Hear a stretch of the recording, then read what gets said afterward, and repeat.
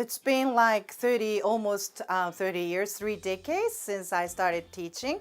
I was back in Japan doing my degree at university in Japan, and while I was a university student, I was already teaching English. And yeah, so since then I've been teaching. But at Otago University, I've been teaching for 14 years.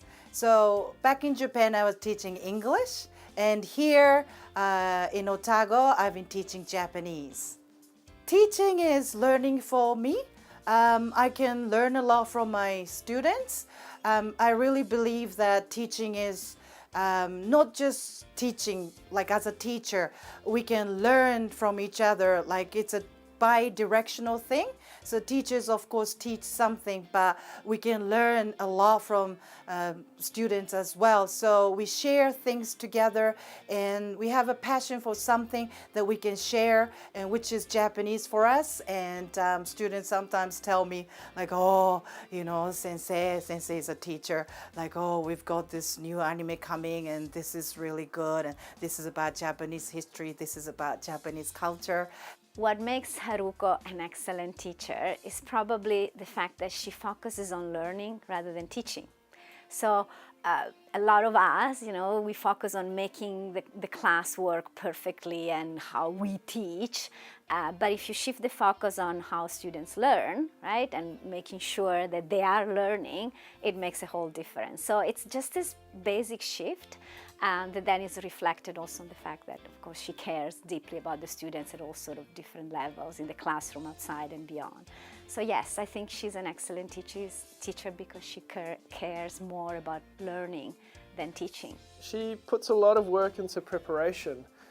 You can tell because, you know, every class she's got some handouts, she's got some planned activities, you know, things that keep you interested and things that really sort of keep you motivated in learning Japanese. And, you know, maybe it's about Japanese culture, maybe it's about Japan itself, but she's always very prepared, and she's always very much trying to get you interested in Japan and Japanese culture, and it adds to the motivation in the course.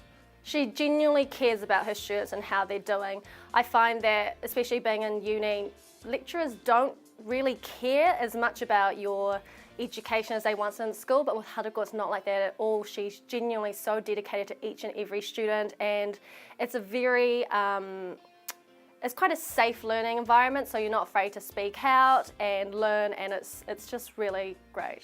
The students have this idea that they are the most important student in their class, and that they are the best student in their class. And she manages to convey this idea to them. She does spend a lot of time with them, but she manages to convey the idea that they are the one she teaches for.